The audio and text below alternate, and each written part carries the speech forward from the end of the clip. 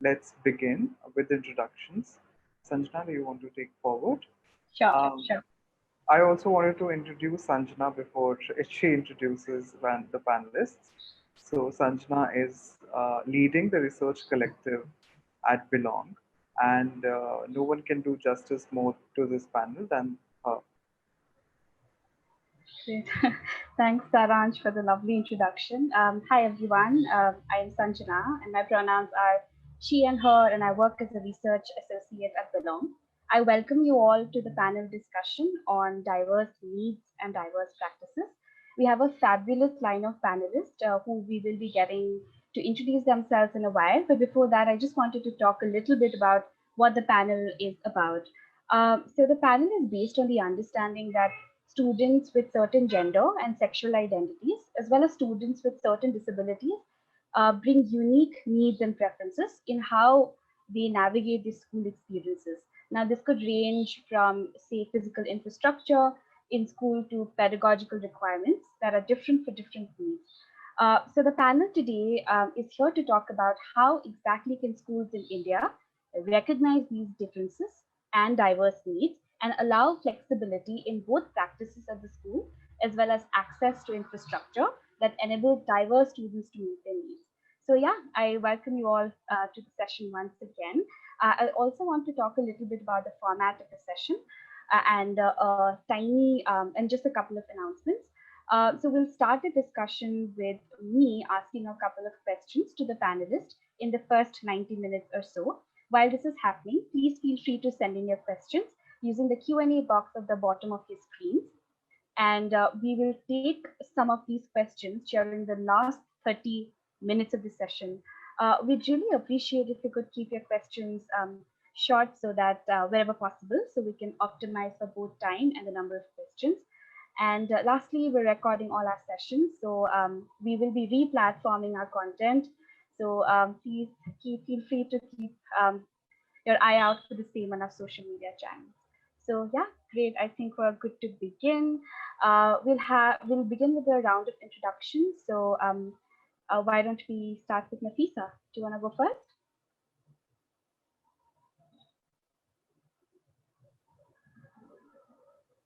Thank you, Sanjana. My name is Nafisa Barber, and I work for Light for the World. I'm also a board member of the Global Campaign for Education, and really excited to be here. Thanks, Nafisa. Gopika, do you want to go next? Hi, my name is Gopika Kapoor. I am a writer and autism and diversity and inclusion consultant, and really excited to be here. Inclusion is something I feel very, very strongly about, and really excited to come here and talk about it with all these wonderful people. So looking forward to the discussion. Thank you. Thanks, Gopika. Great to have you. Dr. Shivani, do you want to go next? Hi, I'm Shivani. I'm currently a faculty at Ambedkar University, Delhi.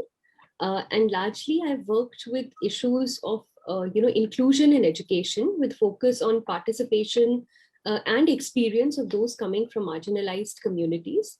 And I largely work within cultural, psychological, and critical feminist pedagogy frameworks. And yeah, I'm looking forward to your questions, to an enriching session and learning from my co-panelists too. So glad to be here. Thanks, Dr. Shivani. Thank you so much for all of your introductions. And we really are very happy to have you all here. And I feel I personally will learn a lot through the process. Saransh, should we get started, or how should we proceed? Yeah, I think we should proceed with, I think like you have certain questions for the panelists in general. So maybe Sure. when Kalki joins in, we can, ask her to respond to those questions. Sure. That sounds good. Great. So I have a general question to begin with, and this question is directed to all of the panelists, and it's about unpacking the notion of diverse practices. How do we see diversity through the lens of school systems in India? So my question is, in the context of school systems in India, how do we really understand diverse needs and practices especially in the context of your respective work? And a follow-up question to this would be, when we talk about diversity, it's such a huge term, right? So what part of these diverse needs are getting recognized or even acknowledged, to say the least? Whoever wants to go first.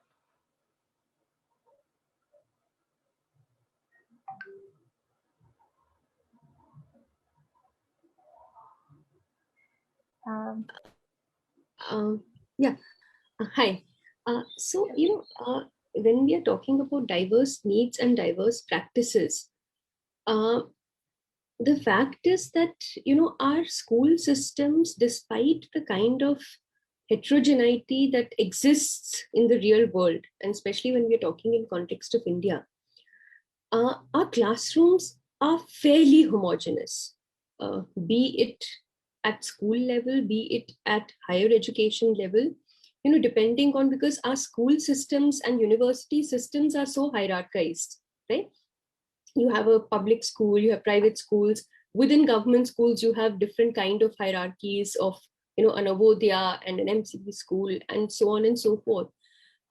So even within these classrooms, they are not as heterogeneous as one should hope them to be. And the fact is that, we don't talk about the absences in those classrooms. And our idea of diversity, sometimes I do feel that it gets largely, very rhetorical, unity in diversity, where diversity is just all about pluralism, a pluralism to be celebrated.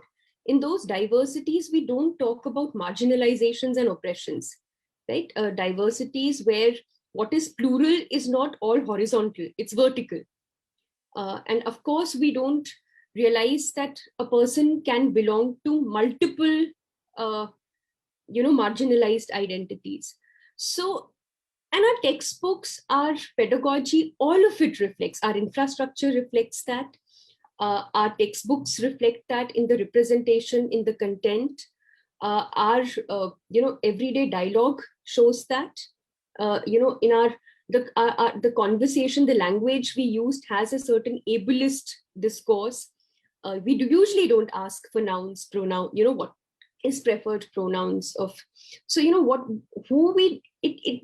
there's a lot of invisibilization that happens. And we really do not talk about, oppressions and marginalizations, so that, even students who are coming and for whom these are a reality, have to undergo a long journey to find vocabulary through which they can make sense of what is happening and also be able to articulate it. So yeah, I think that's how what I would want to, my initial thoughts on it. Right. Thanks, Dr. Shivani.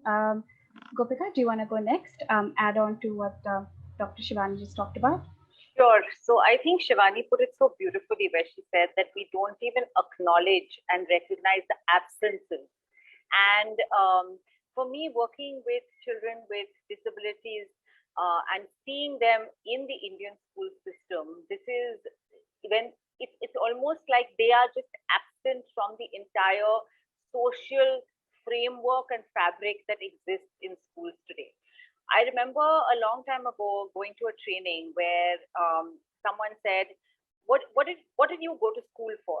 And of course, people put up their hands and said to study. And they said, no, you didn't. You went there to meet your friends. And that is so true. I work with children who have autism and their families. We know that for them, socialization, meeting other people, they want to do it. They don't know how to do it. Similarly, when you have children who have cerebral palsy, access becomes so difficult for them. Our schools are typically built in one building where there are stairs. Children are forbidden from using the lift. I don't know why. Somehow it almost becomes like this thing where you say they'll become lazy. I really don't understand it. And so they have to lug these huge bags on their shoulders and climb up 5 floors like they're climbing Mount Everest.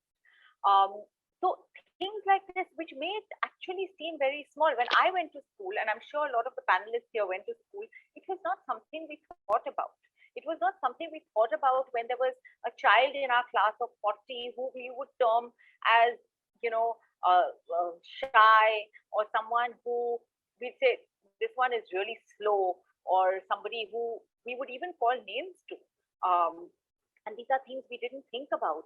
Now we have the opportunity, I think, to think about these. But very often what tends to happen is, like Shivani rightly said, while we talk about unity and diversity, we say India is such a diverse country and we pride ourselves on this. When it actually comes down to it, we're uncomfortable with diversity. When you have a child in a classroom who has any sort of special needs, there's an immediate discomfort, and that discomfort doesn't come from the kids. Okay, because the kids don't know any better. They have come in and they will embrace that child, especially the younger ones, will embrace that child with complete acceptance and warmth and love. It comes from the teachers, it comes from the parents of the kids. It comes from the parents who will say, this child will ruin things for our child.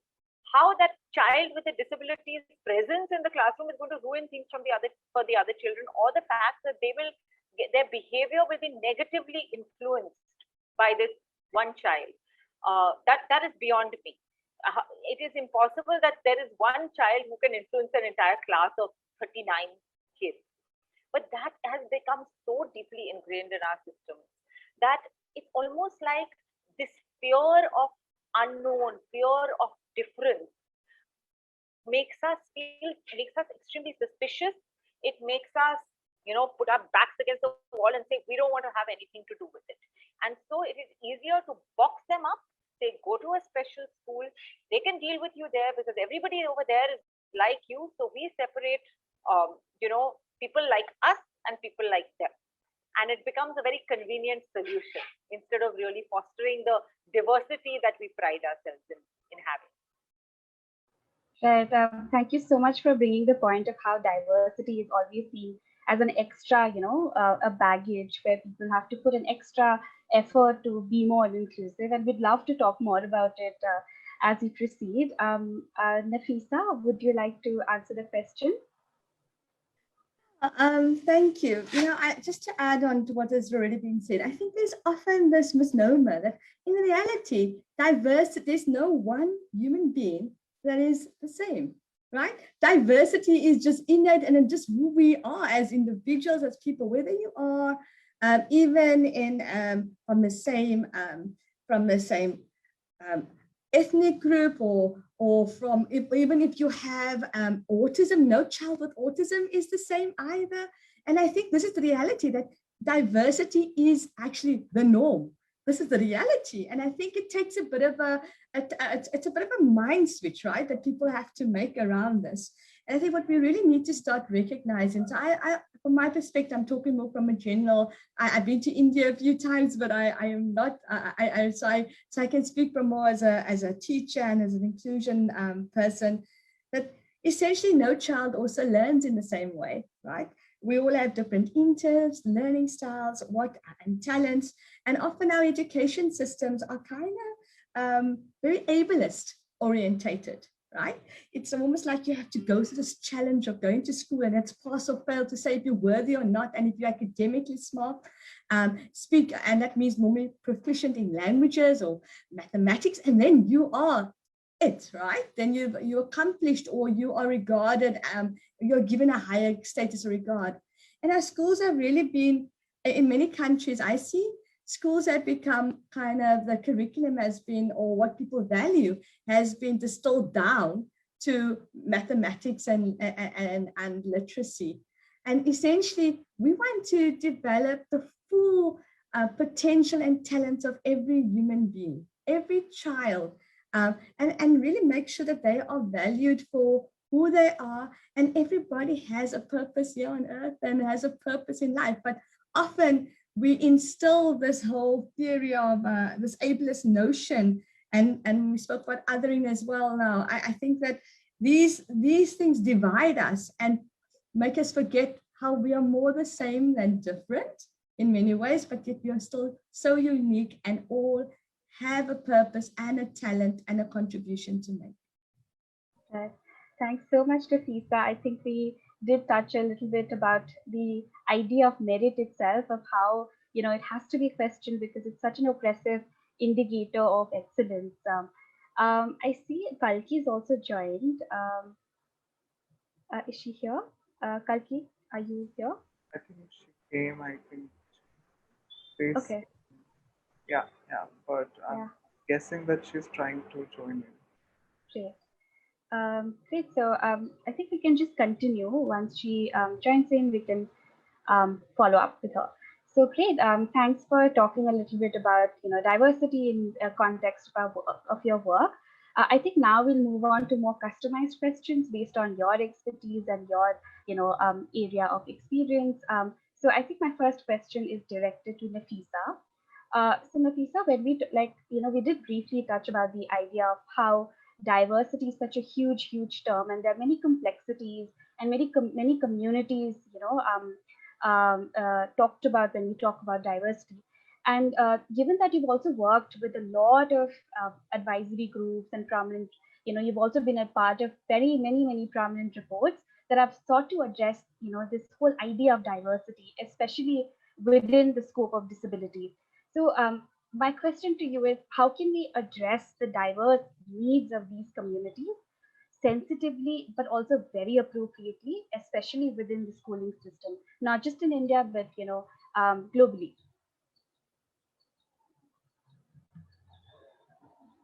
Nafisa, you're on mute. No problem. Thanks for that. So, we really have to address the issue of diversity in a very sensitive way and make sure that we use and make sure that we first come out with this premises that every child belongs and every child has the right to education, no matter who they are, whether they have autism, whether they have cerebral palsy, whether they have intellectual disability, they have a right to education, I think, and they belong in our communities, they belong in our families. This is what we really need to start with. And I think this premises is central to our thinking and also to our attitudes and mindsets and how we see children in school systems and in schools. It's also then really important to bear in mind that children that we have to be sensitive to what the perceptions and attitudes in the community are and our parents themselves, right? And this really takes consultation, meaningful consultation and discussion.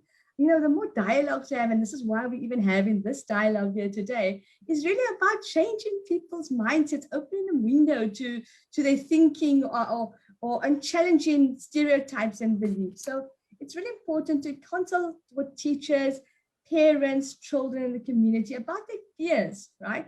And also get to know the community, because often one of the biggest barriers is poverty to education in the most, for particularly children with disabilities or from the poorest of the poor communities. So we really have to look at what are their needs and how can we meet and support them and create a conducive environment from the family, within the community, challenging stereotypes, and then also within the schools.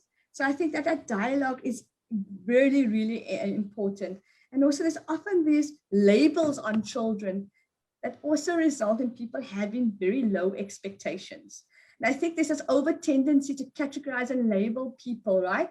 And that means that they have low expectations about their, if they're educable, which as a term I absolutely hate, of their potential to learn. And because everybody has potential to learn, right? There's no real ceiling. We've now realized from research and neuroplasticity that the brain is always learning and developing, right?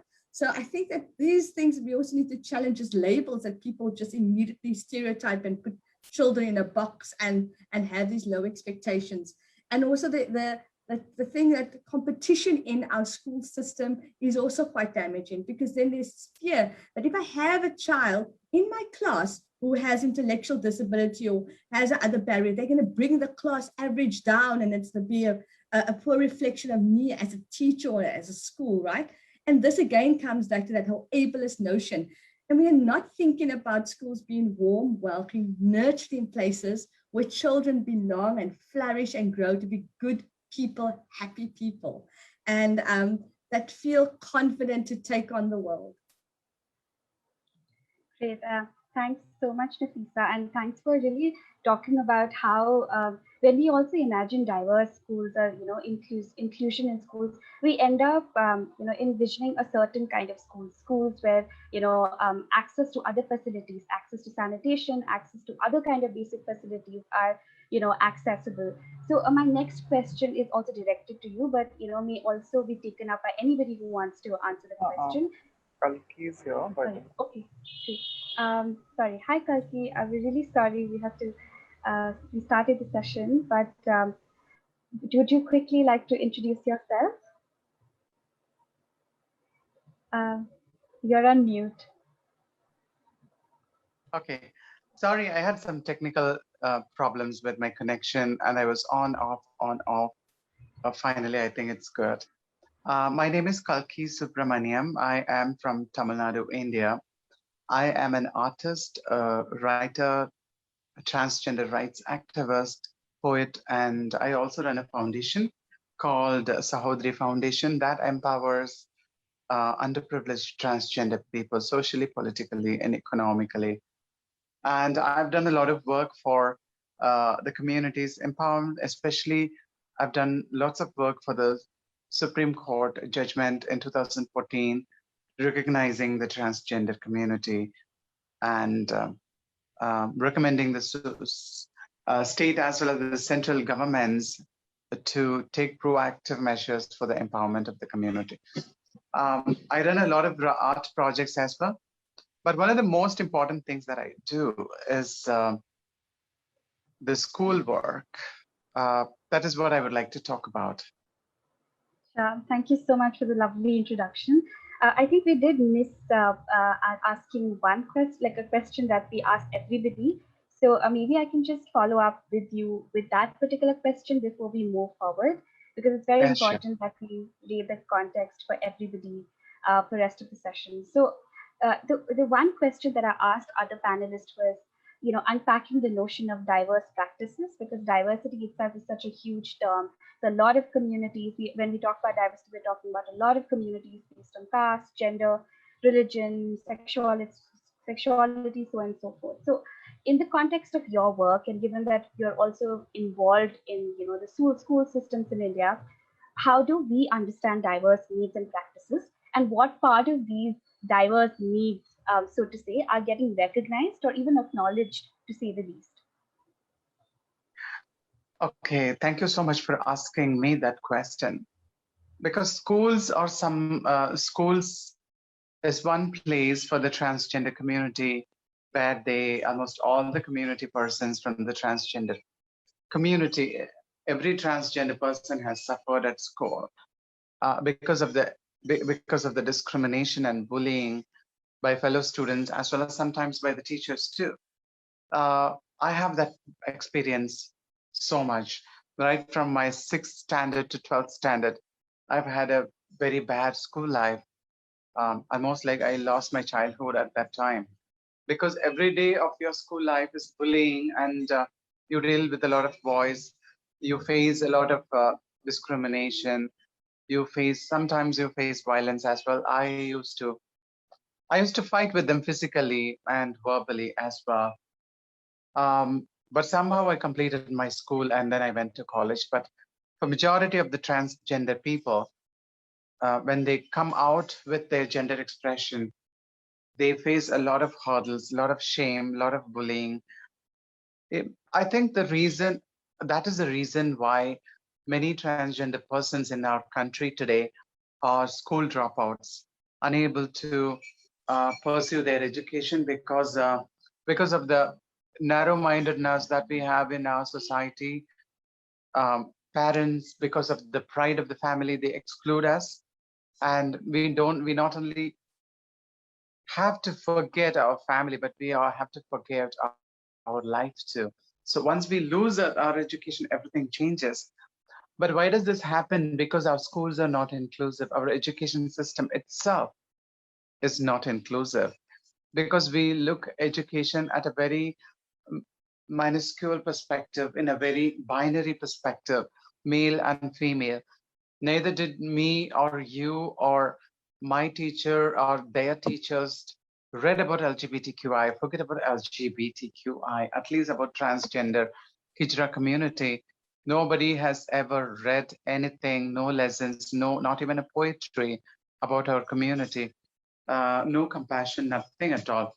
So there is that quality that we are abnormal, we are handicapped, or sorry, visually impaired, something like that, we are differently abled people, or we are socially challenged people, we are unfit, and we are clowns, and we are sexual perverts, and all these kind of stereotypes exist in our society. People think like that, but they refuse to think that we are normal, we are common, we are no different from them. But unfortunately, since our education system has been excluding us, excluding our history, excluding our lifestyle, excluding our rights. And only those things exist somewhere in Mahabharata and Ramayana and in our temples as stories and sculptures. We, the real people of the third gender, or I wouldn't even call us third gender, transgender women, transgender men, almost all of us are homeless today. And it's only a few privileged people like me who live with our families. Majority of our community people are sex workers and beggars today because they could not continue to study at school. So number one, our education system has to be inclusive. It has to have a diverse curriculum on sex and gender, sexuality and gender identity. I think that would change the entire generation, next generation's perspective about transgender people. Yeah, there's much more I wanted to talk about, but I will speak later. Thank you so much, Kalki, and thank you so much for sharing what I think is very, very important. Now that we're talking about the aspect of exclusion, I think I'll come to Gopika. So Gopika, you are an autism consultant, and you've also written very widely on the same. My question to you is, in your opinion, how accepting is the mainstream schooling system in India of the diverse needs we're discussing here? If I can put it extremely bluntly, very not accepting. We literally live, and we're increasingly becoming very polarized. So we want our kids to go to school with one sort of people like us. Then they go to college with people who are like us. Then they work and with people like us. They socialize with people like us. They marry people like us. They in turn raise people like us, right? And what happens is that sometimes this becomes like this little bubble that you're creating. Now, bubbles have been great when it comes to COVID because they keep you safe. But in this case, it is like this bubble that you're creating, and it's actually dangerous because it's preventing you from seeing what's outside. It's impossible that you will not encounter what is outside your bubble. Okay, so you are going to meet people who are different from you. And then what happens? Like I talked about earlier, you dismiss them. Like Kalki absolutely rightly said, you dismiss them as lesser, you dismiss them as different, you dismiss them as not good enough or dangerous. And then what happens is that the point of view becomes more and more polarized. Now, this starts from the time that children are in school. When there have been, I cannot tell you how many studies I have read which say that when there is a child with a disability, any sort of disability, in a classroom, it makes the entire class more empathetic, more responsive, more responsible, better communicators. And that is ultimately what we want, right? We don't want little robots who kind of are churned out of the school system. Nafisa, I've forgotten the term you used, something which you did not like. But it's like that. You don't want these little robots coming out of a school system. You want living, breathing, feeling human beings. You don't want children who just our little cookie cutter kind of images of each other and their parents. We want to encourage independent thinking. And so I find it very ironic that there are all these schools, especially the new IB, IGCSE, CBSE, whatever schools, and they all call themselves World School and World Vision School and things like that. And they want to create this global vision. And then they say things like, okay, this is a vegetarian only school. Right straight away there, you started discriminating against people who eat non-vegetarian food. Okay, then you say we are an inclusive school, and you do everything to make sure that the child who has a disability or is even slightly different is not included. So I'll give you an example. When my son is 16 years old, his name is Veer, he has autism, and he was in school. And I remember going to school, and he got into this one school, and I remember going there, and the principal was absolutely fabulous. But every time I went there, I felt like I had to go there and fold my hands and go down on my knees and say, thank you so much for keeping my child in this school. It was this whole thing like they're doing me a favor. I mean, it's another matter that I was paying them like a hell of a lot of money in fees, right? But it was this feeling of obligation and gratitude that, oh, thank you so much. You kept my kid on for another year, which should not be the case, because forget about me, but my child has a right to go to school. My child has a right to go there and participate and be included and learn. And it's not something that I should have to beg for or feel grateful for. Yes, of course, I'm grateful that he's in a good school, but it's not more than the other parents. I remember constantly having to play catch up, because this curriculum that was kind of created for that was for the rest of the class was so high. I think in the first grade, the curriculum that he was studying was probably something I did in the 5th grade. It was extremely high and completely not relevant to day-to-day life and functioning. And I remember having to go there and give worksheets to the teachers and stuff like that. But at the same time, this feeling like, okay, fine, you've got us this worksheet. We'll have to do this as an added kind of thing.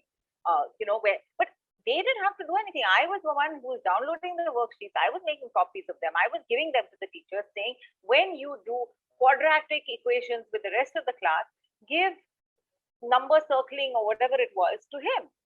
So I wasn't creating extra work. At the same time, there are, again, I'm going back to research. Numerous studies show that when you have a child with a disability, the systems that are used in a classroom make it so much better for the other kids. So on the one hand, you have the empathy, the compassion, the responsibility that the kids learn.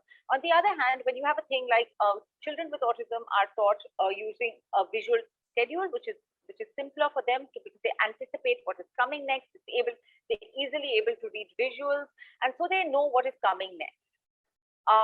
Tell me one child who's younger, who doesn't relate to visuals better than words, right? They're just learning to read. And of course, you can have the words there. But if you have to write comprehension, that's a 4-syllabic word. To be able to read that, as opposed to having a picture of a book or reading, where you have a picture of a book or story time or whatever it is so much easier for the child to comprehend.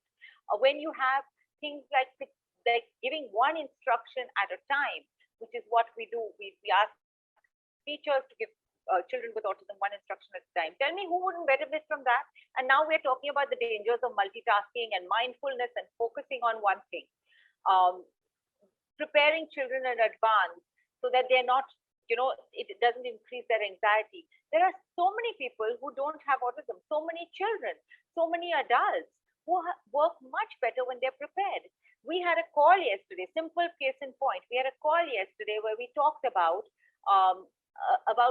what we would be discussing. You sent us a brief outline of what we would be doing and how this flow would be. We all felt less anxious, as opposed to just joining the Zoom call and say, okay, let's talk about inclusion. We have no clue what we're going to talk about, right? It works for everybody. But people look at this as extra work. It's extra work to be able to do this, and having that child in the classroom is going to be extra work. But look at the benefits. But unfortunately, nobody does that. I think it is. I'll be very quick to wrap up. I think it's a failing of the system. We have 40 kids to 50 kids packed into a classroom. We have one poor, overworked, underpaid teacher, who's trying to do his or her best. We have loud bells. We have curriculums which have very little room for creativity and innovation. So what are we supposed to really do? So I think I'm really glad conversations like this are happening. I wish they would go out there and happen everywhere, because I think if people's minds were ignited and they felt invested in the system, that yes, we can make a change, and that change is going to result in something really big and powerful and good for the future generation, they might be a little less apprehensive about doing this. So yeah, thank you. Thanks so much, Gopika. I think you really laid down the context for the parameters of exclusion that's practiced in the classroom, which also brings to my next question of how, because there are parameters of exclusion which also constitute the idea of merit, and also eventually who benefits from the idea of merit. So I would now like to come to Dr. Shivani with the same question of the idea of merit. For example, in classrooms, like Gopika also talked about, there are a lot of activities and parameters, as well as certain things like, the idea of deadlines, or even having students speak up spontaneously, or, kind of engaging in activities that only benefit certain kind of students, for example, public speaking and how that is related to leadership qualities. My question to you is, how do we, how do we bring about the much needed conversation around diverse needs and practices in such institutional spaces, keeping in mind people who come from various identities based on caste, gender, and also people who, experience neurodivergence?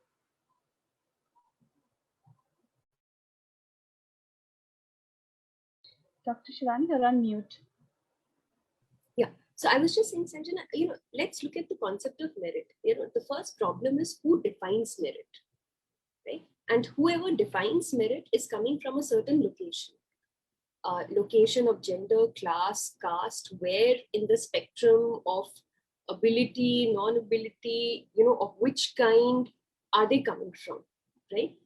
And a few of those get to define merit for everyone. That's a huge problem, and when this very narrow definition of merit, which is coming from a particular location, it's not coming from some point which is nowhere. It's coming from somebody's location, gets imposed on all in a classroom where the text and the teacher is authority. Then see what is happening then is, for instance, as a learner, as a student, as a teacher, it is my interactions with multiple people, right, that have helped me understand those experiences which were not my own. We can't experience all forms of marginalization and oppression. And when I say we can't, I'm also realizing that some may be able to say that we are experiencing all forms of it, and it's those who cannot experience more forms of it are the ones who are defining what merit is, right? In that, when they're defining this merit with such authority, right, oblivious to other neurodiversities and other forms of, diversities, then of course merit becomes something which which is not a work that is in progress. Then merit is something that you already come with in a classroom space. If this is our idea of merit, like for instance, when I said that I as a learner, over the period of times, given my own experiences, it did not come spontaneously to me to ask somebody, what's your preferred pronoun? Right? It did not come spontaneously to me coming from, the hill mountains part of India where people are of a particular complexion, it did not come naturally to me to feel uncomfortable that why is black money, black deed necessarily the wrong deed? Why we associate a particular color largely with negatives, with corruption, with lies, with deception, right? And it's in a process of interaction. It's in a space where, you realize that the text and the teacher is not the center of authority, that these questions can be asked, right? And even now, as as a teacher, I still see myself as a learner, but I have to be willing to be challenged to be able to learn. I can't come from the position of saying I understand all diversity, but I know the numerous ways in which my students have taught me by telling me, this is not what I'm comfortable with, right? Or this is how I would like to be called, or this is where I'm feeling that I'm not being able to speak. So what I'm, trying to argue here is that, before we look at what merit is, we have to look at who is defining that merit and what is their location. And from that location, how many other locations do they have access to? And when that doesn't happen, what then begins to happen is, my work has been with language a lot. What would be the medium of instruction in school? And I'll share a small example, where what happens with languages. So a lot of times, when we force our medium of instruction in classroom to be the language of the privileged, somebody who's not being able to understand, imagine a 5-year-old being taught in a language that is not spoken at home. So you're teaching a 5-year-old in a language when he's already learning that language, right? There's a 5-year-old boy in a class, उसने अभी English सीखना शुरू किया है, और जैसे ही उसने English सीखना शुरू किया है, हम उसको मैथ्स और साइंस भी इंग्लिश में करवा रहे हैं. Right? Now, at that age, when this child sees other children grasping concepts faster, because probably they come from homes where English is the language of communication at home, this child doesn't know that they are grasping the concept faster because they have access to the language, right?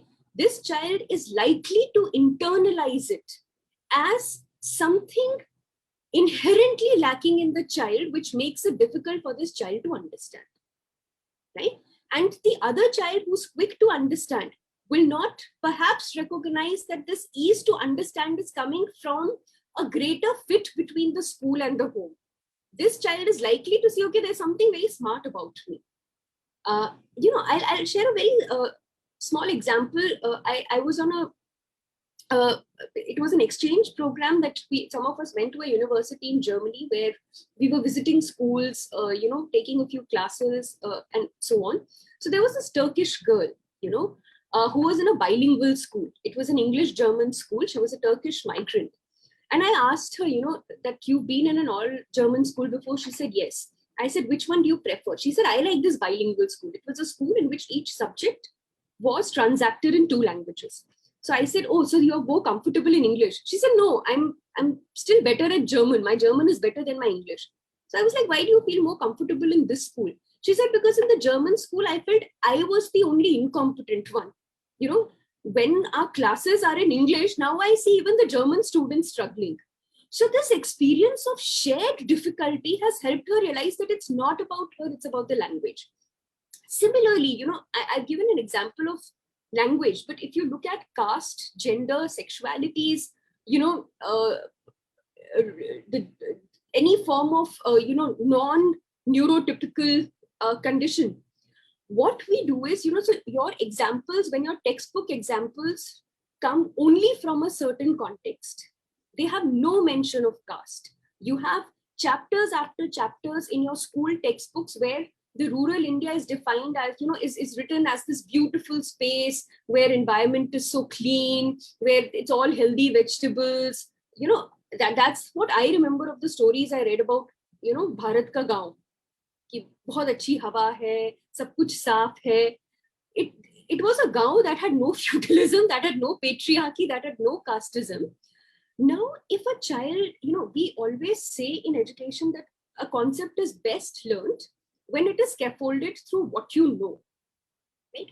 When what you know is included for only some of the children, the examples are only from their context, the stories are only there from their context, then of course we are making it easy for some to be able to connect to that abstract concept, and we are making it very difficult for some to make that connect, right? And all of these things, this ease of connect and disconnect, are being internalized as one's own ability or non-ability. Children at that stage cannot see this as institutional disadvantages that are being imposed on them. These are institutional structures that are making things disadvantaged for them. And hence, you have people who will say, why do we need reservation? A class where gender ki baat karne ki kya zarurat hai? How is sexuality relevant in a class? And we forget, that because we don't talk about them, they are absent from our communication. We also become insensitive. We become violent. Violence is not always physical. And, like Kalki shared her example of difficult schooling. One of my students recently worked on the experiences of trans people in higher education and, the narratives from school. And he said, how even something like access to toilet could become a reason for somebody to discontinue school, because this trans woman who, he had interviewed, for her, the school toilet was a place of intense bullying and harassment, often even sexual harassment. Okay. So when our idea of the world of people is so narrowly defined, we are giving the power to few, and not just few, to those in privilege who have not faced much of these to define what merit is. We have the most convoluted idea of merit, and the most dangerous impact of this convoluted idea of merit is that we push children to internalize it. We make some people feel they are gifted just because they're coming from a family with a lot of social cultural capital, and we make some students feel that they don't have the ability to do academics or whatever skill, just because institutionally we've not responded to their context, their needs, their personhood. So yeah. Thanks, Dr. Shivani. That was really powerful, and also I think I particularly connected with the whole idea of how language can also become a symbol of oppression. So that brings me to the question of access, and I would like to now direct my question to Kalki. So Kalki, so now, whatever discussions we've been having, we've been centering it around the idea of diversity in schools, and it is coming from this understanding that schools, when we talk about school diversity in schools, it's coming from the understanding that schools are accessible for all, when the ground reality is that it's not. Some people are a huge percentage of people, specifically coming from marginalized identities, are not able to access schools at all. So, the first challenge is for us to kind of, how do we really make school a space that people can all attend without fear and also grow within? I would really love to know more about it. Like, what's your experience been? What is your thought on that? And yeah, basically, I would love to know more about your thoughts. Thank you. The first thing we need to do is educate our educators, our teachers, and the entire school, especially right from the principal to the teachers. Everyone needs to be unlearned and made them learn, especially when it comes to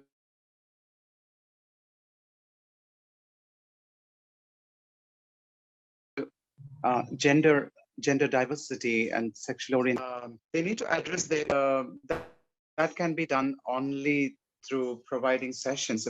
They should be open to it. But activists like me, we are very open. We actually wait for such invitations from school to sensitize them, to sensitize the teachers. I've actually done sensitization sessions for many schools, not for really the children, but for the teachers, because I think it's also necessary for children, but then for more than that, it is necessary for our teachers, because every teacher can protect children, and every teacher can teach the children about why it's okay to be a feminine boy, or why it is okay to be a masculine girl. And there's nothing wrong about it. We just need to accept people as people, children as children, student as student.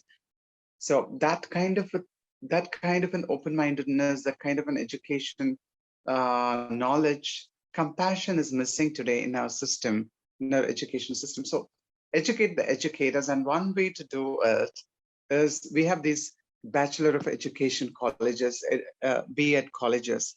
That is where inclusion should happen. I mean, in the teacher training institutes across the country, LGBT education, and especially trans education, trans rights, and transgender identity, and gender diversity, it should be a part of the educational curriculum across the teacher training institutes and colleges. That is how we can actually educate the teachers. And once we educate the teachers, it's actually very easy to educate the children. Because right now, teachers don't have awareness on gender roles, gender diversity, and because of that, they just ignore such children. And because they ignore such children, we become school dropouts. And because we become school dropouts, we become beggars and sex workers. So a teacher has a very, very important role to play in changing the life of a trans person, a genderqueer kid, a gender non-binary child. So my thing is like, that is on the one side, that it's so important to be inclusive. Teachers should be educated, educate the educators, one thing. And at a policy level, it has to make a change. Ministry of Education should take that initiative to be more inclusive on this. That's one thing. But when it comes to school, it is so true that bathroom is such an important issue for children, because I, as a trans person, I felt so feminine inside, but so girly. But then as a little boy, when I went to a boys' toilet, I actually studied in a boys' high school. It's horrible. I was so shy to pee in front of all the boys. So every time I go would be only after all the boys peed and they went away, I would go and pee myself. Every day, it was horrible. And so this is one of the major issues trans children face. Like what we really need is a space of inclusion. A trans kid should be able to study at a school that the kid wants to study, should be able to use the bathroom that it wants to use. For example, in my school, it was a boys' high school. There was no ladies' bathroom, but I could have always used the teacher's bathroom, the teacher's restroom. But I was not given that access, you know. So things like that are very small changes that could make a huge difference in young people's lives. Also, the counseling possibility. If a child feels insecure, confused about its own gender identity or sexual orientation and all that, has difficulty in communicating with people or feels different about it, the child should have access to counseling. So a counselor is very, very important. A counselor, well-informed, well-educated counselor on gender and sexuality issues is such an important integral part of the school system. We are missing that in India. We are missing so many things in our country. And that is why we continue to create children, generation after generation after generation. We have been creating children who are so narrow-minded on gender and sexuality, children who really are stereotyped on women's roles in the society, who are very stereotyped on transgender people's roles in the society and all that. Education system, change it, educate the teachers, change the education policy. Yeah, that's what I wanted to say. Thanks so much, Kalki, for talking about the need for educators to be re-educated as well. I see that other panelists were also putting forward their comments in the chat. Would anyone want to add on to what Kalki talked about? Because this is such a broad topic, and if there's anybody who wants to add on, please feel free to do so. Hi, Sanjana. I just wanted to add one point. I'm so glad. I think I couldn't agree more, and it echoes so strongly when Kalki says that it's the educators, who need to be educated first. And I remember that I've seen situations, where if the educators are not, given that kind of training and sensitization, then usually it's very unfair to expect, and these are children coming to schools. The burden of making the space understand its own constraints can't be with the children always, who are still trying to find language, and especially in case of gender, right? One is, it's difficult for me, whether I speak in English or Hindi, to speak without use of pronouns, even if I try to. It either makes language use very cumbersome, if I have to avoid he or she and I don't want to say it, right? It's taking me, like, what Kalki said about unlearning. And unlearning is a very effortful process. It's sometimes tougher than learning, to be okay that it's fine if my language is cumbersome, but it needs to be sensitive, right? And it takes me time. I still make a lot of errors. But the fact is, my training or my sensitization can go a long way in not putting then the burden of making me realize their constraints on the students, who may not always have the vocabulary, the wherewithal, even the socio-cultural capital to be able to say it. And in marginalization, especially for whether be it gender, sexuality, or when especially people from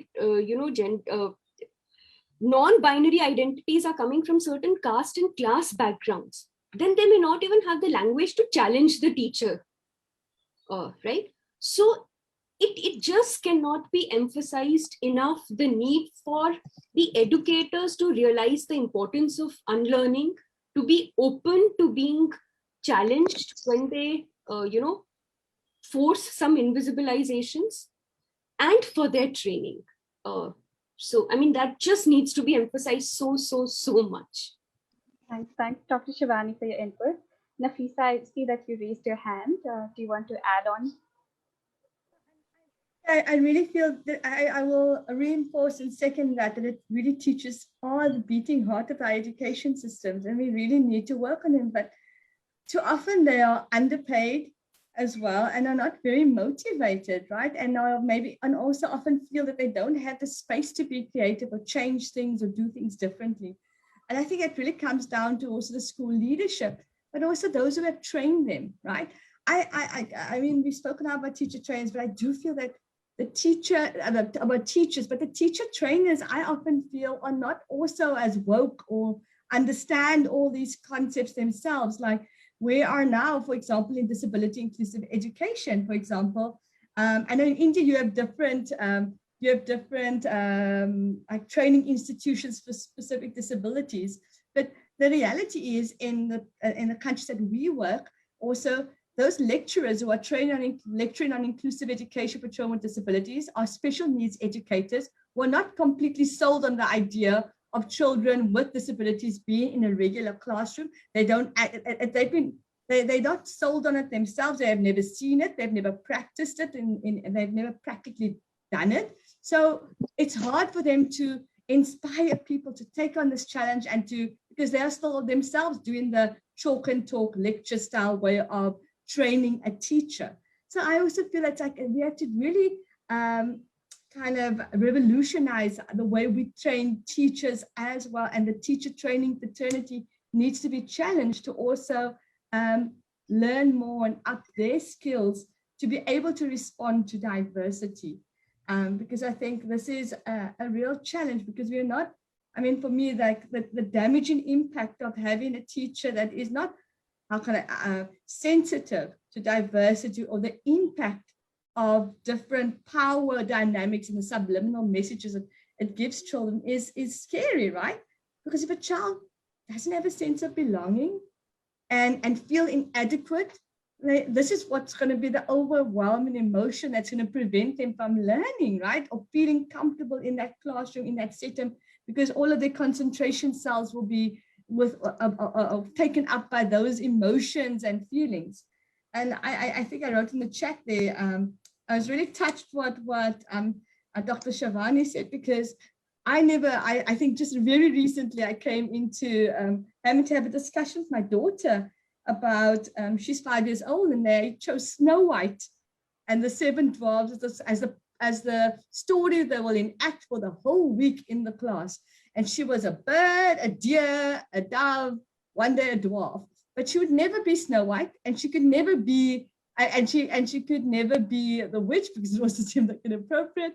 And she was one of two Black kids in the class. And the message it sent her, and what she came home with to me, is that she hates the color of her skin. She doesn't like her hair. She doesn't feel comfortable. She wants to be white. This is what she came. I mean, I live in South Africa. I didn't share that earlier, but this is what she came home with, that feeling so inadequate and sad and not feeling comfortable with who she is. And, you know, if you have a confident person, and there's so much research to show this, right? That's that your emotional intelligence and feeling of competence and self-worth is really what will carry you through in this world and make you a resilient person that will persevere and triumph and be happy.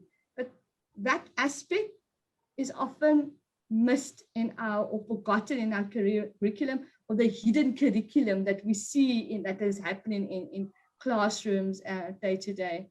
And I know for myself also, when I went to a school where I felt that I had a better sense of belonging, was the school where I did better. And when I didn't have it, I felt like an outsider, always being bullied, questioning, why am I here? I'm always feeling there's something wrong with me. So I think that really we really have to be sensitive about this kind of hidden messages, hidden curriculum that comes through these subliminal, these messages that say you don't belong, or inadvertently exclude you from feeling comfortable, or we have to be sensitive to this. Thanks so much, Nafisa. Gopika, do you want to go next? So I'd like to talk about something else which Kalki spoke about, which is the role of counselors. And these days, I think it's mandatory for schools in India, at least, to have a counselor. I have seen that while some of them are really excellent and are there to make a difference in the lives of these children, a lot of them are just these token figures who are just in the seat because it's a somewhat cushy job. They get summer holidays and they get Christmas holidays, and it's got fixed hours, 9 to 4 or something like that. And so it's in that sense a good job to have, rather than really making a difference. Like I said, there are those who are fabulous and who really do go out there and make a difference. What tends to happen is, when Shivani was talking about the teachers, and yes, of course, they have a lot to unlearn. I feel that for the teachers, from the teachers' perspective, and of course, this becomes tougher as they grow, as the kids grow older, because now you get into a more academic curriculum and things like that. But there is a lot to teach. My sister is a teacher, and I am amazed that even at a primary level, that there is so much that there is to teach, and there's lesson planning and things like that. There's so many aspects which come into it. You would not believe that is the case when you think that they're actually teaching 4 hours of class, but it is maybe 8 hours of planning for 4 hours of class. In this case, the role of the counselor really, I think, is very important.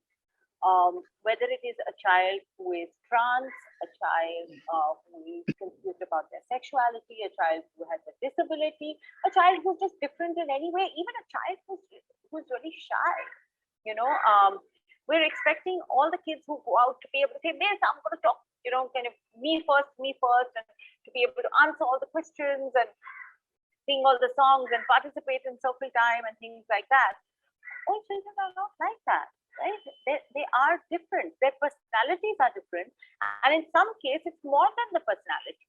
And so I think really the need for a counselor and the role of a counselor to really get has to be one which is really fleshed out. And I think in the primary years it's very important, but even as school continues, sometimes it's almost this, like I said, it's like this token figure. I remember this time when I heard about somebody I know was their child was having a bit of a difficulty, and in school, and with socialization, teenage years, things like that. And the counselor actually went in front of a whole bunch of kids during break time and said, "Hey, your mom said that she wanted to make an appointment with me, and so come to the counseling cell at 2 o'clock today." And this child was absolutely mortified because in front of the very friends whom they were having difficulties with, they were being bullied. They had this, kind of whole, the teenagers are difficult for a lot of kids. Middle school is hard. And the counselor just came up and told them that they should come to their office in front of all the other kids.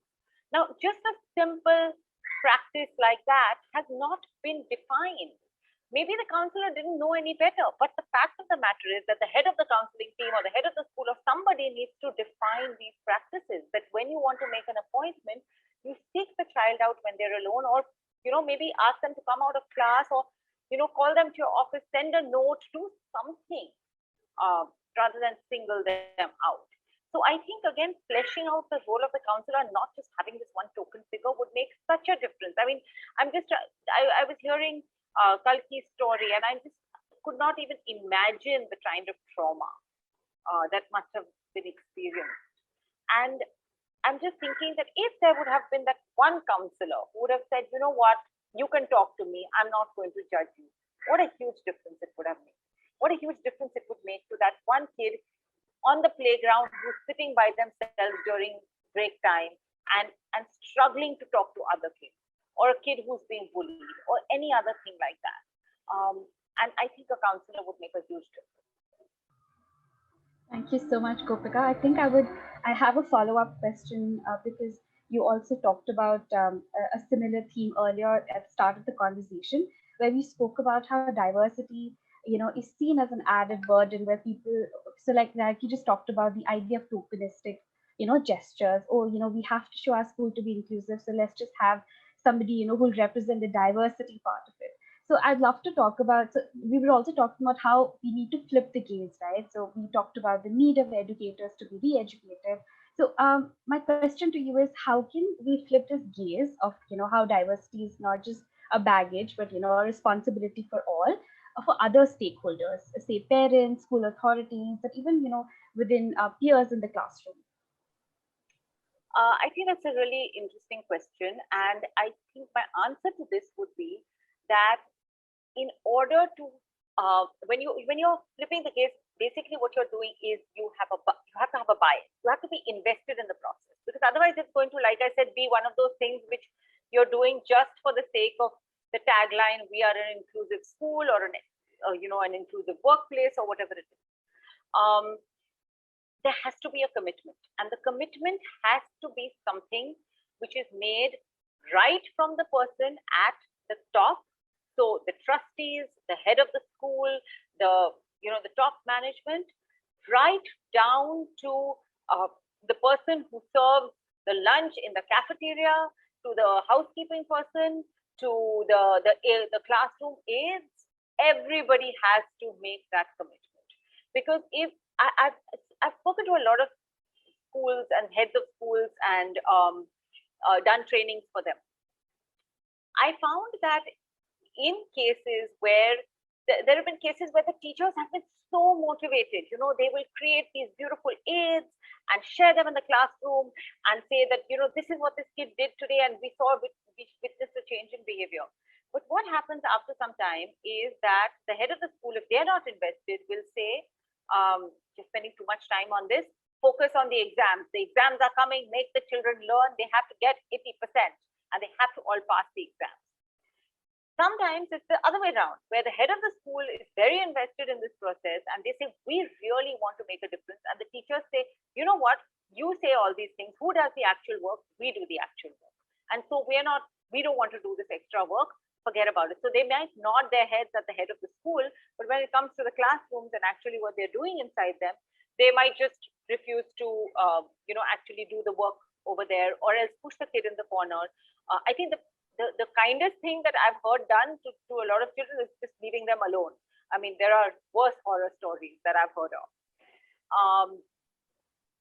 So I think it has to it has to be like a full commitment made by everybody, and I think it's really in this case I really believe in a top-down culture, because when you have a head of school who really says, not that doesn't give the kind of a tagline which says, oh, we're an inclusive school because it looks good on paper, but says, you know what, you have the right to you have the power to make a difference to this child. And I think when they talk that sort of talk, I think it's really that enthusiasm, the motivation percolates down. I'd seen a beautiful TED talk many, many years ago by the head of Riverside School, a lovely woman called Kiran Sethi.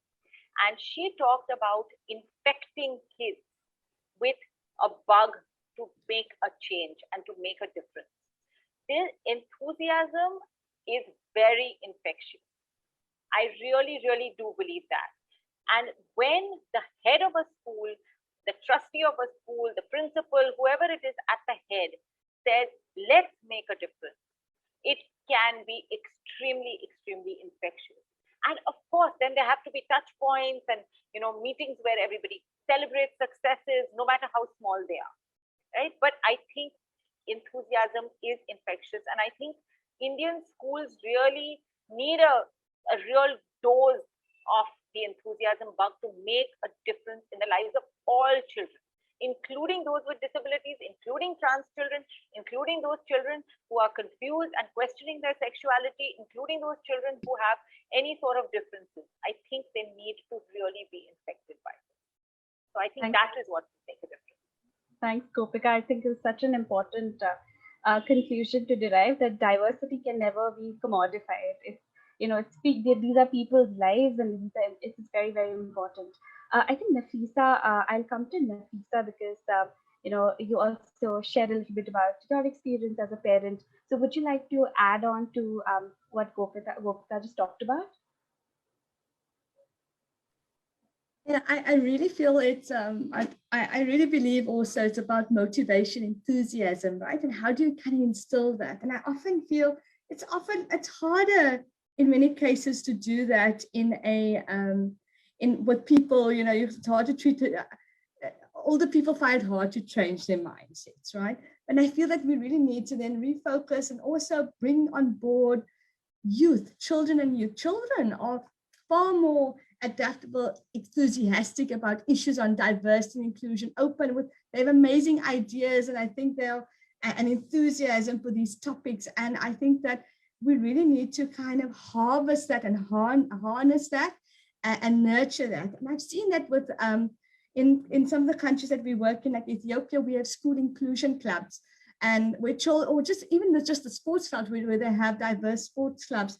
The children are the ones who are advocating for inclusion, who are finding kids in their community that are not coming to school, who have disabilities. They are the ones writing poetry and doing theater, plays to kind of demonstrate how we should work together, and learning sign language together and all of those things. I think that we really need to give spaces and invest in children and children's parliaments, which I know also happens in India, because really these are powerful tools to change mindsets and change communities. I remember I stopped my dad from smoking when I heard about the dangers of cancer. So children are powerful, right? And I remember I wanted to tell us a very funny story that happened. When I was in Ethiopia, a young girl stood up about why she doesn't understand that people are finding it challenging to learn sign language, if they want these putting all the deaf children in one class. She was speaking out about it and how we're all the same and we can learn sign language and I can interpret. and she was speaking out, and she's so passionate. But it was so funny because one of the facilitator or the community worker said he was proud of her, but he said, but she's not going to find a husband, that one. Which I thought was so ironic, but it just shows, right? That even though you might tackle one issue of diversity, you still have to tackle another one at the same time, right? And inclusion. But I really think we need to leverage the power and potential of children where their resources are low, their creativity, they know how to, they will find ways to include children in a lesson or create a game or whatever, or find a solution around that. So I really think it's important that we do this moving forward. Thanks Not so just much. with the teachers. Yes. Thank you, Nafisa, for your input. I think I'll come to Dr. Shivani with a very similar question. I mean, the question remains the same, but I think I'll just talk a little bit about the context you're placed at, because you teach at a university level, so the students you're dealing with are mostly adults, or and there's a different kind of context involved. Especially in colleges in Delhi, because we teach at a university in Delhi, there's wokeness as a factor is also now being evaluated in terms of merit. Oh, you have access to a particular language, so you get invited to certain kind of groups that talks about all things political, right? So at university level, when diversity or conversations around inclusion and diversity also becomes evaluated in the metrics of merit, how do we really flip the gaze with all stakeholders concerned? Sanjana, see, first, what I would want to establish is that inclusion and school and higher education are very, very closely interlinked. If it starts at the school level, and like I said, not just through inclusion in terms of physical presence, but inclusion really in terms of experience and participation, right? In terms of how we conduct our programs, from the very basic, that if a chief guest is going to come, the pretty girls, quote unquote pretty girls in the class will wear a sari and give the garland, and so on and so forth. One thing which is extremely, extremely important, which may not be in direct response to the question, but which needs to get emphasized, are that these are political questions. When we are talking about ability, gender, class, caste, all of these are political questions. And like, when Gopika said that there has to be a top down, right? We also need to understand that because these are political questions, the fact is, it is the powerful, the political powerful, the social elites, however you want to term it, who are framing the way in which we look at merit, right? So this also, it will not just happen top down. It will require a lot of resistance, a lot of these conversations, a lot of formation of different, groups and mobilizations to ensure that these things happen. I mean, they're not just going to happen, and they will not happen.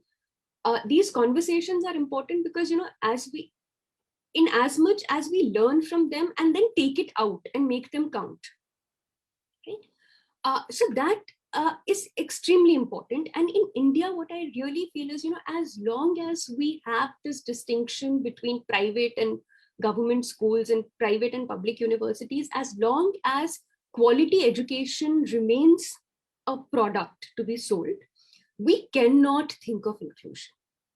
We cannot imagine any inclusion in absence of an equal education system where equal quality of education is acceptable to all.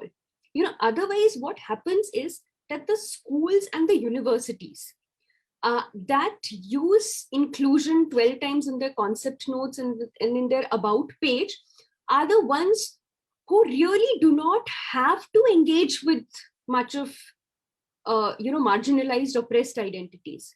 So for them, inclusion then becomes fanciful about कि teacher ऐसे ही नहीं पढ़ाएगी class में, projector भी होगा. Right? We are so inclusive. We have projectors. We have special educators.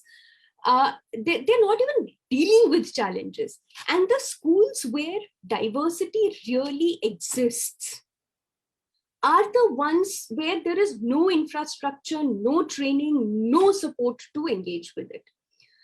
So as long as this division of schooling, of unequal access to quality education exists both at school, at university level, we can talk all we want, but it will only result in small efforts. I'm not denying the importance of this, but it will result in me learning from hearing Nafisa, Gopika, Kalki, and realizing, okay, this is something that I'd not thought of so far in my transaction with students. Okay, I've learned something more and I'll be a better teacher tomorrow, right? It will get reduced to that. It will not lead in any systemic change.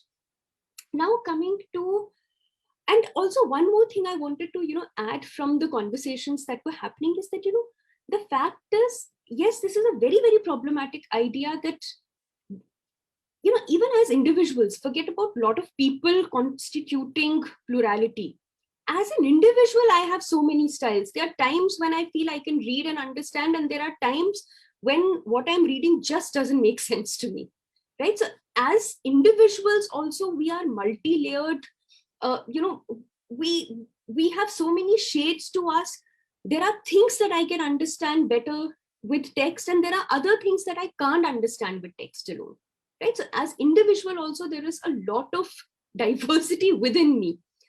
And, the fact is it's hugely problematic, that our school systems see diversity as a challenge, whereas I think diversity is one of the most potent and useful pedagogic tool, right? How else do I talk? And in higher education, now coming to, your question, how else do I talk meaningfully about sociological theories or whatever if my class composition is of cis, upper class males?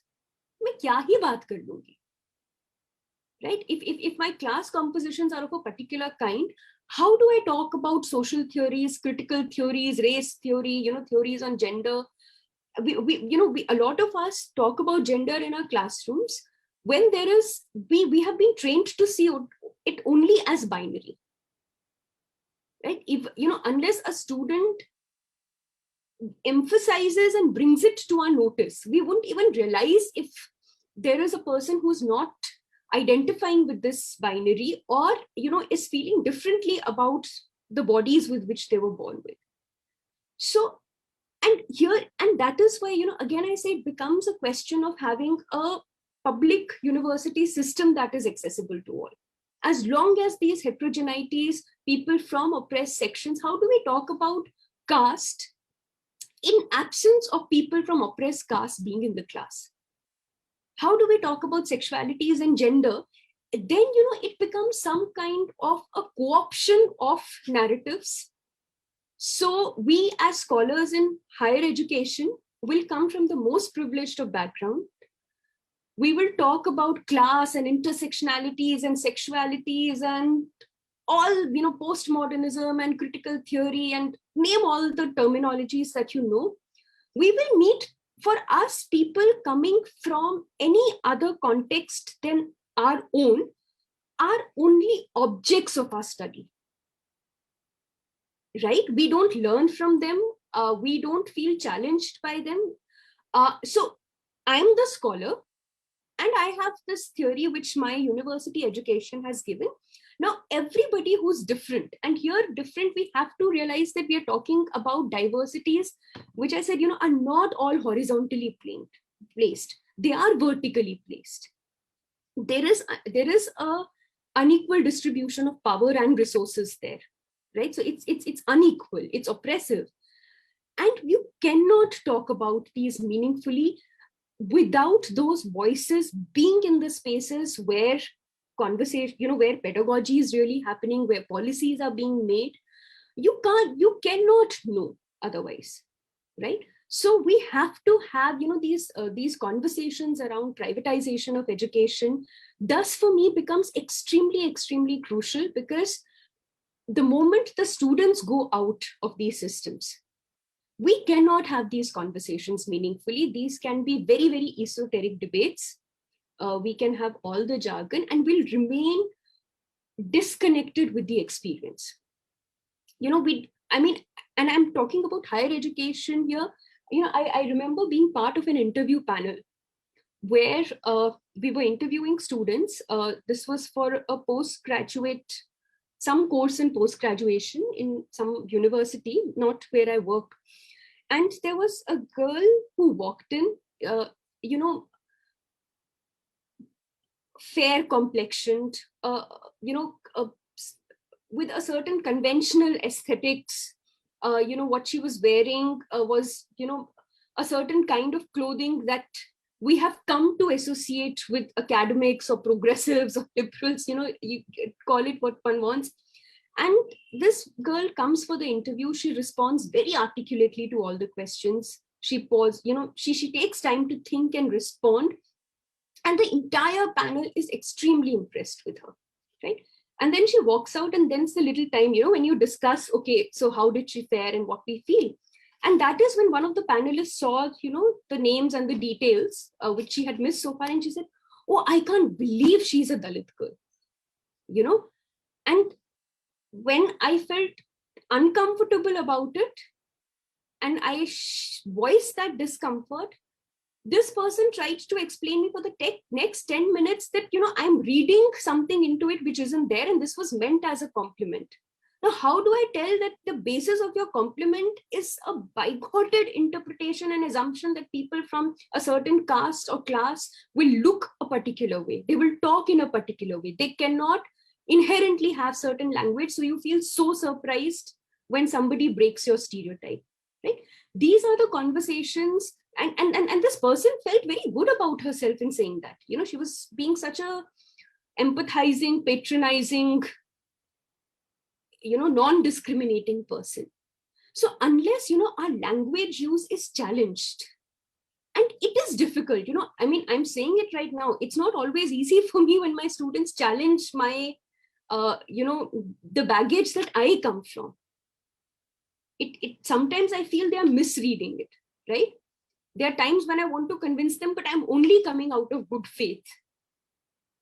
And it is not an easy communication, no matter how it sounds right now, to be told by a student that the language that you're using is discriminating, or it has a baggage of its own. If these, so these conversations, our conversations right now are comfortable because we are speaking with like-minded people. Universities need to be space which can be a safe space for uncomfortable, disturbing conversations, where somebody will be able to speak on my face that, yes, my cisgender location does not allow me to understand something, and I should pause and listen, right? Where I need to pass on the mic. And it's not for me to decide that I need to pass it on. Somebody might as well just come and grab it from me, and that's how it's going to be. So I think we really need to think of these as very, very serious political issues. Even when it comes to, the ability, disability discourse, where the whole idea of ability gets reduced to having, a platform for, for the wheelchair to go in, and some material, which can be read in the braille, and very, very limited imaginations. But our conversations, the language we use, continues to carry the baggage, right? We continue to say to people that, when we say the government is blind to what is happening, it's taken me time to realize that, a person who cannot see doesn't do it by choice.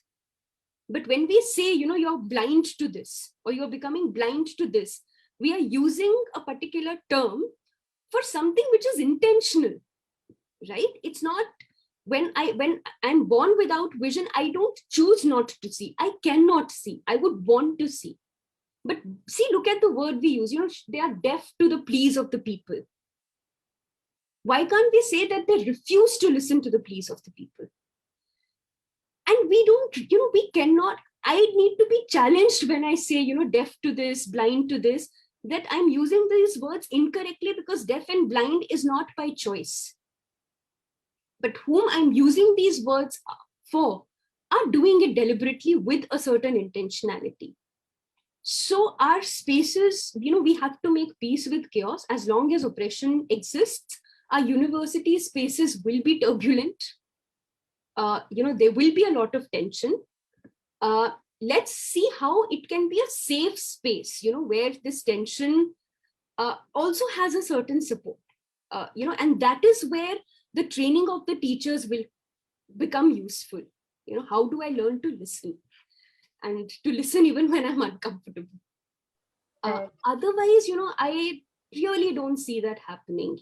It becomes a conversation for the converted, and yeah.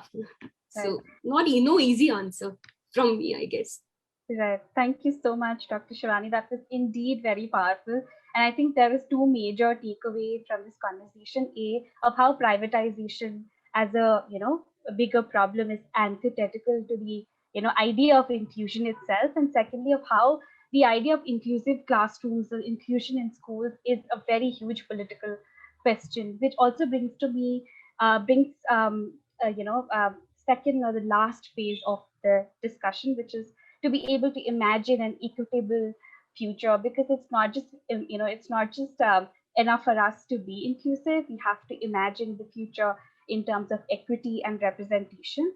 So so my question is, what actionables in terms of all stakeholders involved? Now it could involve government or the policy makers, school authorities, or even we as civil society, be involved and also create mechanisms that recognize but also acknowledge the diverse needs of the classrooms. And also, if there are any best practices that you've come to witness that truly has, in your opinion, reflected or diverse practices in classrooms. So yeah, whoever wants to take the question first.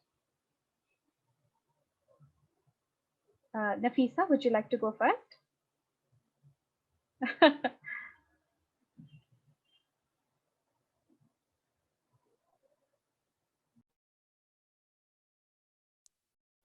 It's okay, please do. Yeah.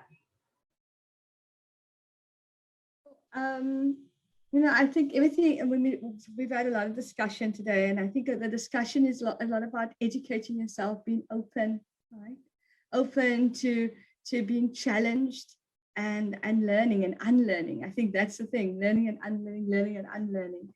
And I think that actionably, I think what we need to do is create platforms like this, for sure, and see how we can get the conversation going among young people in schools, not just in a, I think you can do this in schools, in communities, and actually have these conversations with school governing bodies and parent teacher associations, in our religious institutions as well, places where there is power. We also need to have this conversation. And I think that I think that this will help to then trickle down into the classroom. So when it comes to what are some of the best practices that that could be done in the classroom, is that we need to create spaces also in classrooms for students and to share how they feel. And this could be with a counselor, like we said earlier, but I think that there are great organizations on the outside, right? That oh gosh, I'm so bad with names now. Our colleague there, we spoke about the NGO that he runs. And I feel like this is also what we need to do. We need to bring resources from the outside to maybe facilitate a conversation like this, NGOs that are working in the community that can challenge it, because often it's easier to have these conversations from the outside or get support from the outside, right? And then if I think in terms of what we really need to do as well is to make sure we also actively advocate for more money towards education, and not just education in terms of improving literacy and numeracy outcomes, but we creating a conducive learning environment. And that means tackling issues of diversity and inclusion. We often ask for money for assistive devices. We are asking for money that are tangible things that people can concretely see, for a ramp in a school or a projector, but we need to set aside and invest in having these conversations also, because they are fundamental for shifting practices in the classroom. So investment in the intangible things, how do we actually, we need to advocate for that on a school level, at a a district level and at a government level. Great. Thank you. Great. Thanks, Nafisa, for your input.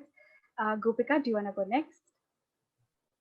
Sure. So when you talked about the kind of ideal scenario, I'm reminded of a study that was done in Canada by an organization called CanChild, and they came up with they talked about the international classification of functioning and 5 F words, which are fitness, function, friends, family, and fun.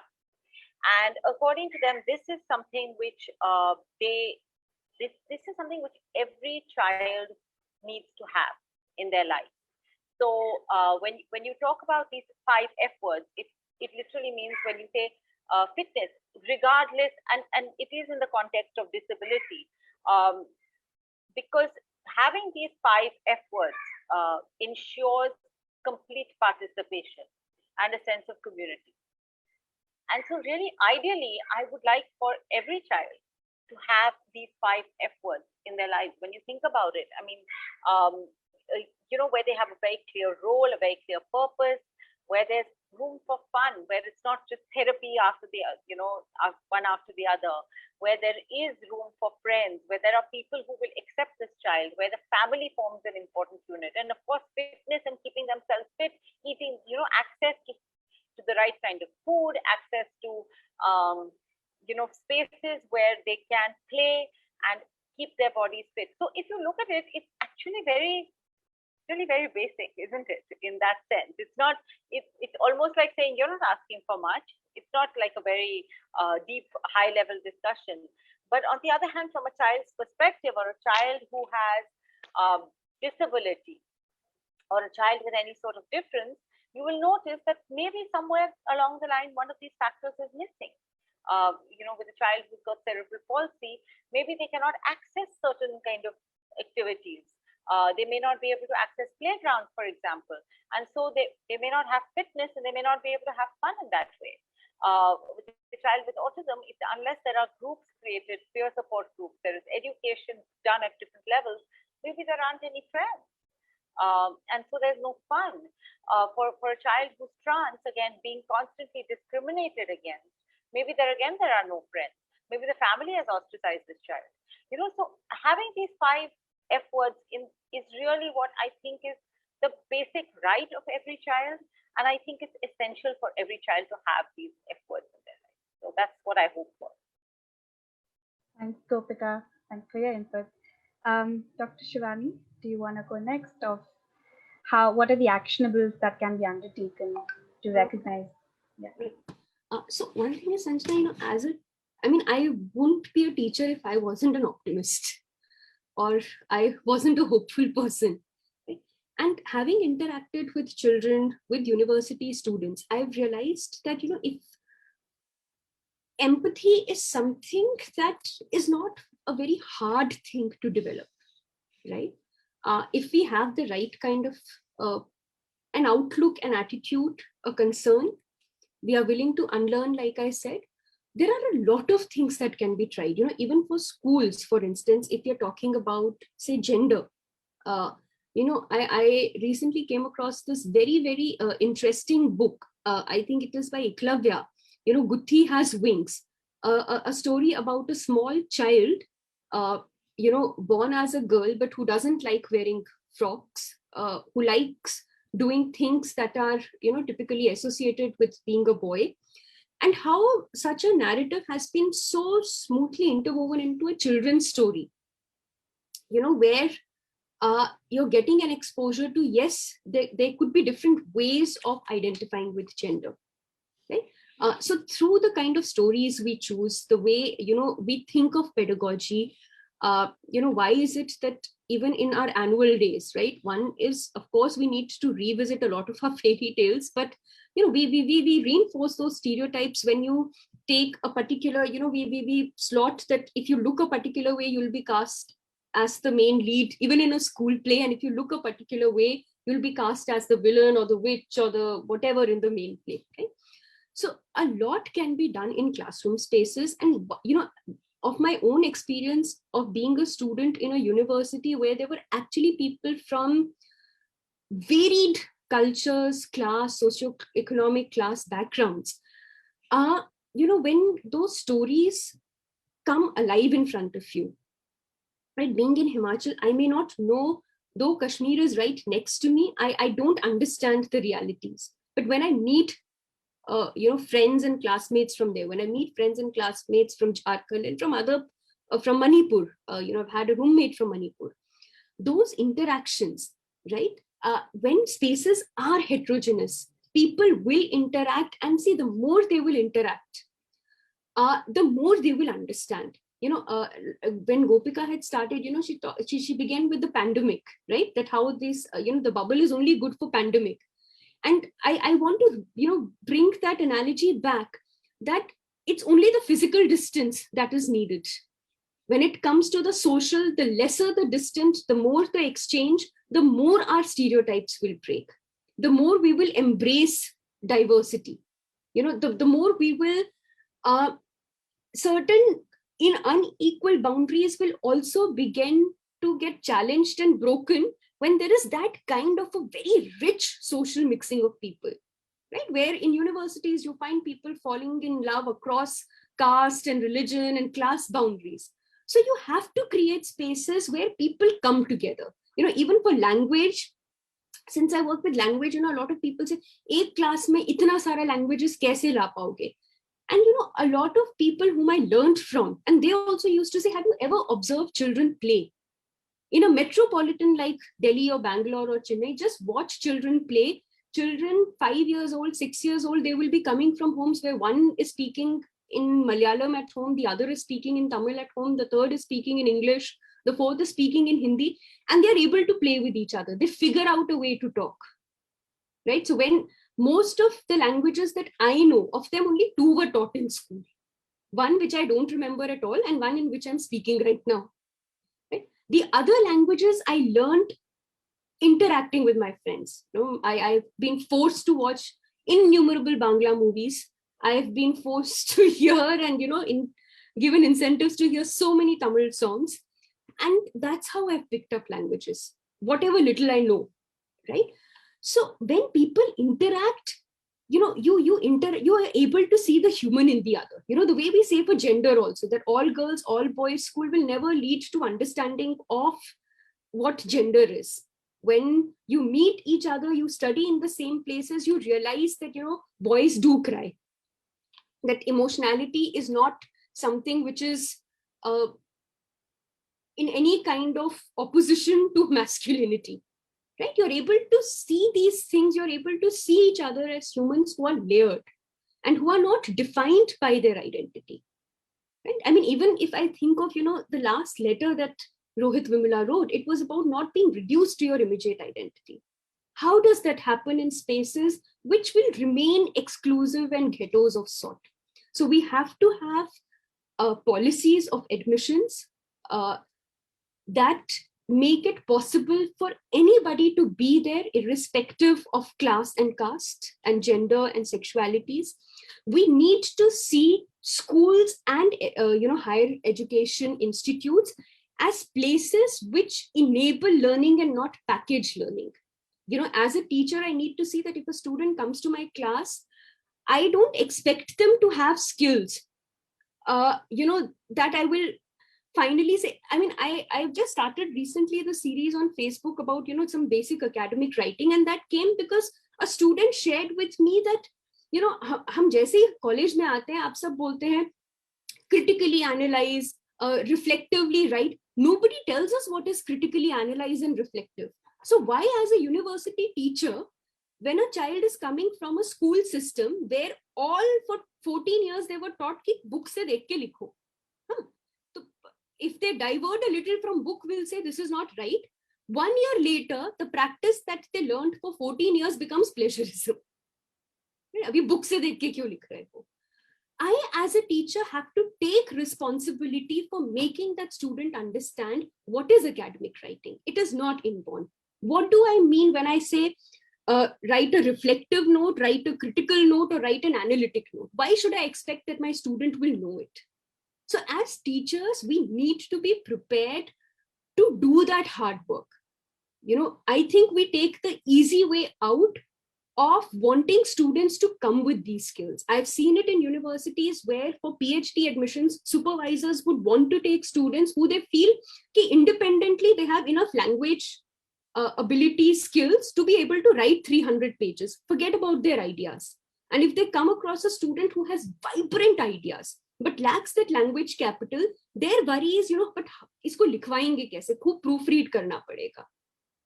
So as long as, so it is a larger political question, but since we are looking at some concrete, ideas here, and I also saw a question of, whether they are success stories or they are success stories, which I can say as a teacher. I've seen students who struggled with ideas write beautiful, reflective pieces and dissertations. The point is, institution has to see itself as a place of preparation, of training, of enabling, and not a place that only demands. Our institutions only demand. They demand perspectives, attitudes, language, skills, and and this reflects in our education policies, which of late only talk about outcomes. An institute cannot be defined by outcomes. An institute should be defined by the inputs it is willing to give to who come to it, right? मतलब अगर मैं बिना पढ़ाए कोई ऐसे घर से आ रहा है, if I am a university teacher, tomorrow my child goes to a school, I would be helping that child. Probably the child will do well. अगर वो social sciences या वो subjects लेता है जो जिनमें मैं पढ़ाती हूँ, वो अच्छा कर ही लेगा. How can you credit the school for the outcome of that child? So the quality of schools and higher education universities will have to be defined on what is the input that they are giving in terms of academic support, infrastructural support, affirmative policies, the English support classes, and so on and so forth. That is a change, and which as we as teachers also need to take the responsibility of accepting that we are there to prepare, not to package. So that would help. And I have seen, I have seen narrative stories in front of me that give me more hope that it is possible, as an individual. And of course, as we do it as individuals, let's not forget about the collective and the need to come together to make it count, in a broader political macro kind of a structure. Right. Thank you so much, Dr. Shivani. I think one thing that the panel has definitely agreed on is how can we really move from the idea of individual responsibility to collective responsibility. And this is such a great takeaway for me as well. I think we'll now come to Kalki. Kalki, can you hear us? Am I audible?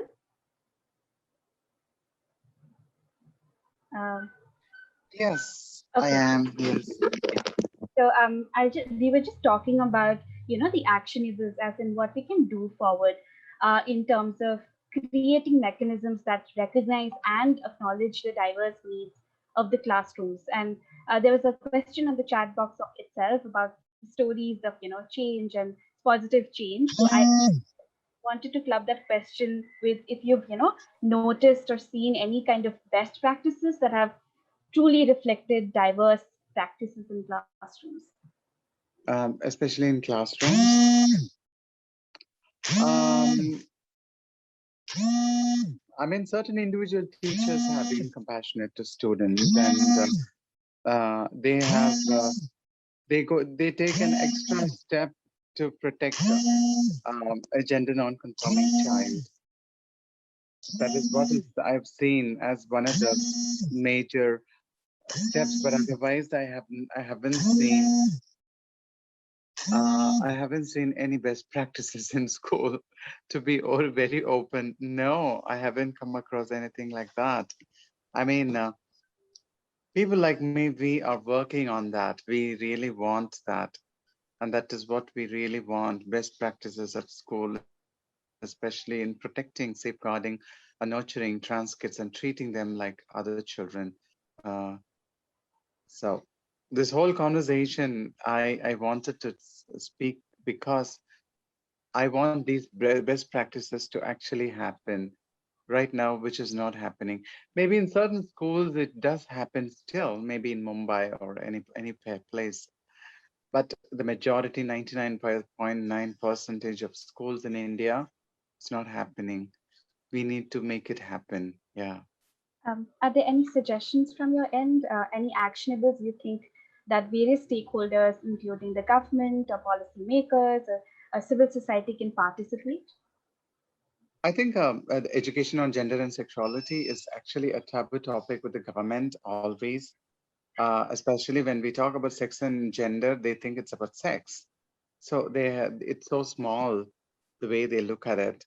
Unfortunate that is. But one way to do it, as I said, that we should be able to. Uh,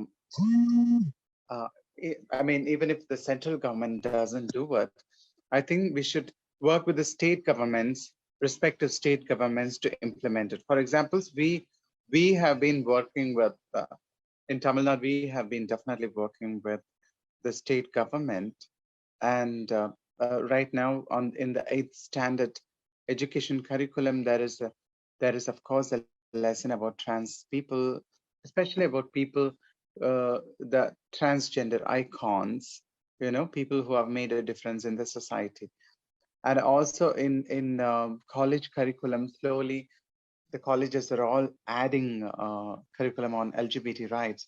There's a special paper in Coimbatore College for transgender rights alone. So things like that are coming up separate, slowly grooming up. But we need to work at the regional level first, locally, regionally, and state-wise, and then definitely central-wise. When we can't change the center, at least we can change our place, our state, make changes in our region, our society, our native place, or at least in our village. That is what is true change, I believe. Thank you so much for that very important input, Kalki. I think we have now come to the end of the discussion. We have 4 minutes of time left, so maybe we could use this time to quickly wrap up the session with any concluding remarks that any one of you might have. A quick 1 minute version of whatever you'd like to share, if there is anything. I think I'll go first. I wanted to say that I echo Shivani. I have great faith in the youth of this country. I think they are amazing. I think they have an openness and an ability to learn, which their parents' generation and their parents' generation certainly did not have. And I am optimistic that with more and more conversations like this, but conversations that are not just between all of us who are saying the same thing and are agreeing to everything. I mean, all of us have been nodding along, when one person speaks and the other person speaks, because obviously they're speaking our language, right? I mean, it's something which we all believe in, we all agree to, and so of course we're going to agree with it. But when these conversations go beyond just preaching to the choir, and to, like Shivani said, we get into those uncomfortable conversations, have those debates, have those discussions, and really learn to unlearn is when things will really start to happen. But I have faith, and I'm optimistic about it, and hopefully here's to a better, more inclusive tomorrow. Thanks, Gopika. Thanks. Does anyone else want to go next? I wanted to add, schools should really mirror the society that we are striving for, right? That is caring, compassionate, and creative, that embraces all those values. And I really want, I think it's sometimes we have to find that brave person in the school, in the community to and support them to make that change, because often there are these champions out there. And I think that that would be one good way to move forward, to find those champions and support them in their work, especially the young ones, the next generation. Thanks, Nafisa. Dr. Shivani, do you want to go next? Just one thing, I think because we are talking about, inclusion in schools. So first, I think as a collective, coming together, we have to establish that not just education, but right to quality education, not just from 8 to 14, but from birth till the education is complete should be a right of all. Quality education should be a right of all, because once you establish that, then you can't stop anybody from being in your space, or you can't make your space exclusive, right? That's how we'll become better people. When we, and a lot of what I shared today is something that is a part of a process in which there are a lot many people who I have met as teachers, as mentors, as classmates, as students, who've helped me, develop a certain understanding. So as a teacher, I would say the thing is that we have to learn to listen, right? So, given that Nafisa, Gopika, Kalki came with very specific areas of intervention and experiences, right? I can translate them to effective practices only if I am open to listening to them, to, what insights they can bring for me. When I hear Kalki describe the experiences of a school, so then what do I learn from it as a teacher to ensure that to the extent possible, I am not part of a system or a space that is contributing to that experience of extreme, brutal discomfort. So yeah, as teachers, we have to learn to listen. And just one more thing, why I speak of inclusion and the thing for everybody to be there, for everybody to be in it, is also because you need teachers and policy makers to be, from coming from all possible diversities and locations that are possible, right? So they can, when students see their, models, it, as a woman coming from a middle class North Indian background, it, when I went to college and I saw women of a particular type as academics, I thought, I could feel a girl infatuation for many of my female teachers. But as I felt that liking and that admiration, I also felt that that couldn't be me. I don't have that language and that location to be them. It was not till I met a teacher who was clumsy, who was, who made me feel as if somebody like me could be there. That it wasn't about a skill that she came with, that it's a certain engagement, and if I am in that engagement and I'm supported, I will develop, right? So we need people, we need trans people as university. We will need to have them. We'll need to have teachers from trans community, from different caste backgrounds. Otherwise, if you have a system where no matter what you do, you have teachers coming from only a certain location, then you're also giving this message कि तुम जो मर्जी कर लो, यहाँ पे तो भाई हम ही रहेंगे, right? So inclusion has to be across levels also, not just for students. As long as that inclusion and the representation is also not happening top down. If the representation is not top down, the policies can never echo the voices of all. So yeah. Thank you so much, Dr. Shami. Kalki, do you want to go next? Quick concluding remark. You're on mute. Sorry.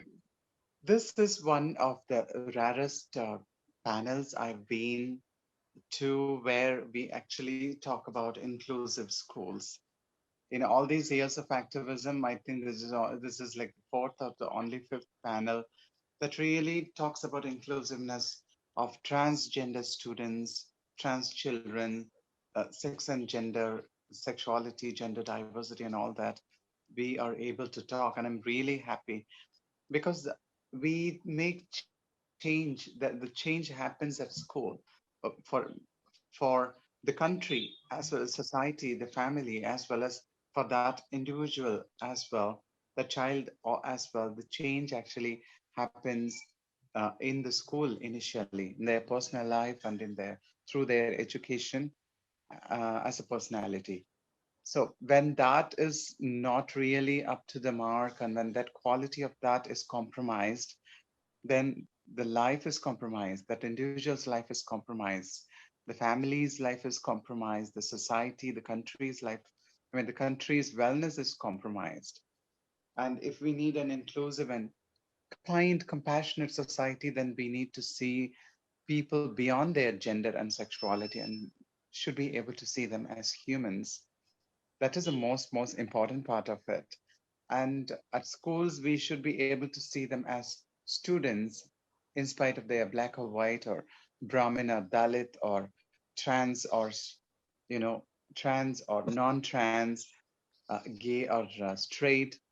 Everyone should be able to see beyond that. But unfortunately, our education system right now is not on that line.